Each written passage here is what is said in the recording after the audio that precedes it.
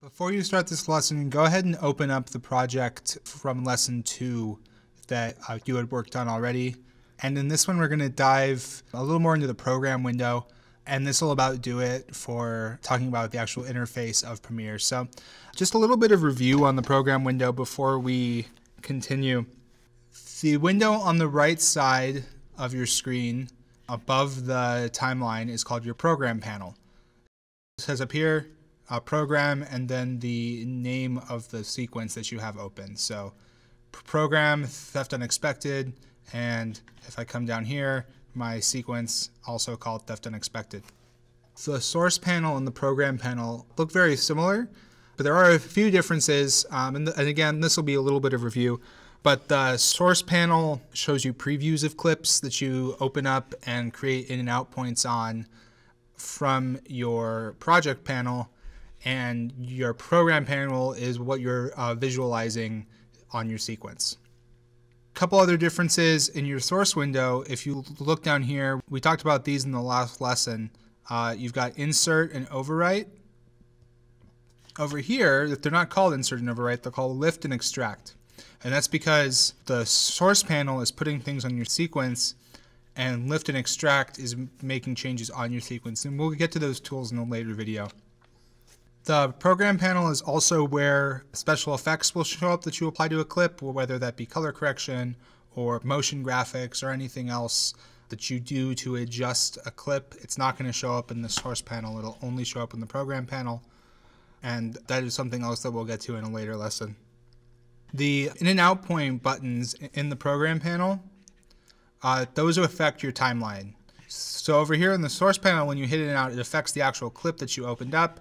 In the program panel, if I advance my playhead here, you'll see that I'm also advancing the playhead on my timeline. And when I click the button here to make an endpoint, it'll make an endpoint both in the ruler on my project panel as well as on my timeline.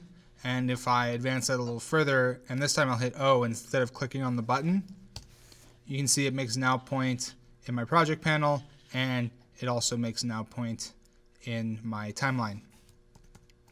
Something else you can do in the program panel is actually use it to put clips on the timeline. So we've already learned how to make a partial clip selection in the source window using in and out points, and then how to add that clip to a sequence by either pressing a keyboard shortcut, clicking a button in the source panel, or dragging and dropping. There is one other way we can add things to our sequence, and that is by dragging clips from the source window into the project panel.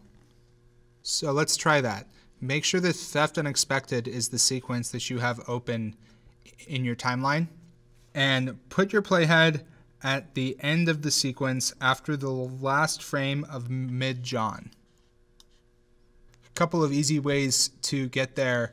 If snapping is turned off, if you hold shift, it will automatically snap to things as you approach the snap point, and then if you let go of shift, it'll stop doing that. You can also just turn on snapping permanently.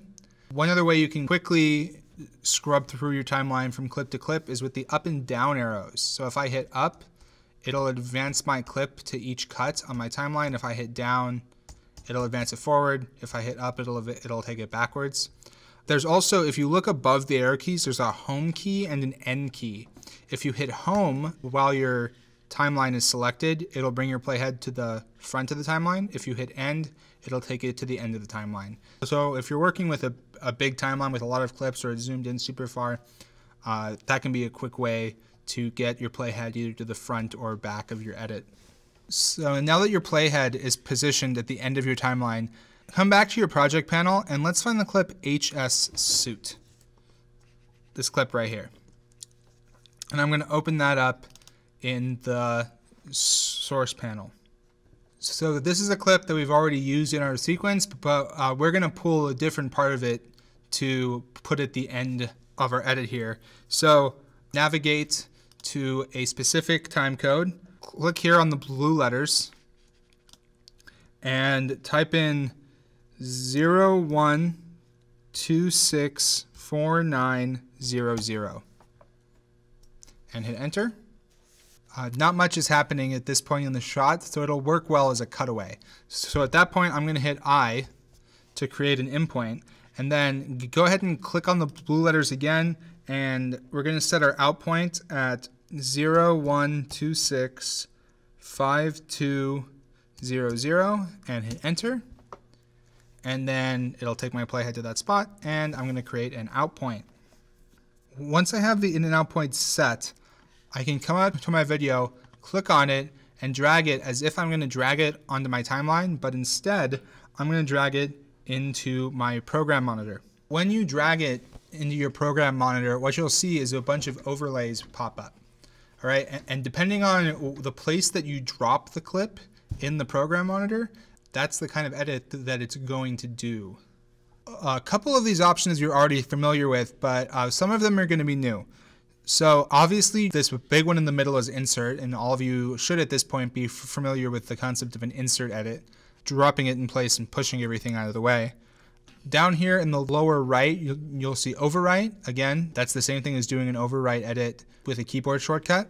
One that you aren't going to be familiar with quite yet is this one on top that says overlay. When you overlay, if you have a clip selected on the timeline, the new clip will be added on the next available track above the selected clip.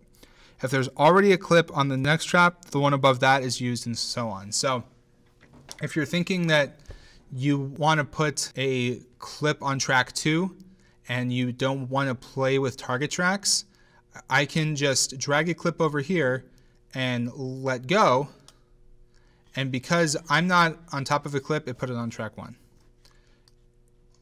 If I put my playhead above track 1 where I actually have some video and drag it onto overlay, you can see it didn't do an insert or overwrite, it just placed that clip on a track above my other video. Another new one is replace.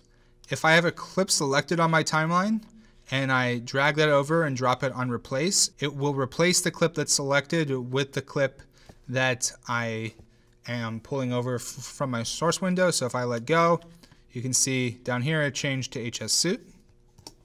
One other option that you'll see is insert after. Pretty self-explanatory. It will put the clip after the clip that I have my playhead over at the moment. So you can see it adds it at the end here. And then the last one is insert before, which will put it before the clip that my playhead is over. So again, with my playhead at the very end of my edit, without it on top of a different clip, I'm just going to bring it over and drop it on insert because it's the biggest overlay area. I could actually do overwrite as well or insert after, but it's just easier to drop it on insert, and that'll add my clip to the end of my timeline. So let's try doing an insert edit using the same method. In your sequence, click on the blue time code, and we're going to take our playhead to 16 seconds in 1 frame. So just type in 1601 and hit enter, and it'll take my playhead to that point in my edit. And I'm going to come back up to HSSuit, and I'm just going to choose a different point in this clip that will cut in well with my actual edit here. So his newspaper's in front of his face, so I'm just going to find a point here. All right, it doesn't have to be a specific time code, just find a spot where you can see the newspaper, create an endpoint, and then play it out for 2 seconds, and create an out point. And you can actually see that I'm not quite at 2 seconds. You can see the duration of my in and out point over here on the right in crane numbers. And right now I'm at 1 second and 19 frames. So I'm just gonna click on the down arrow to make sure that my playhead is aligned with my out point. And I'm just gonna advance that a ways. Oh, all right, now I'm a little too far.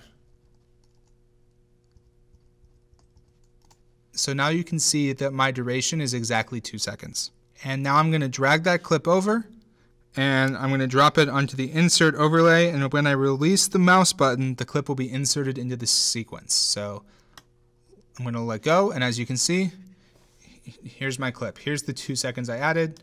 If I play that through, it should cut together decently.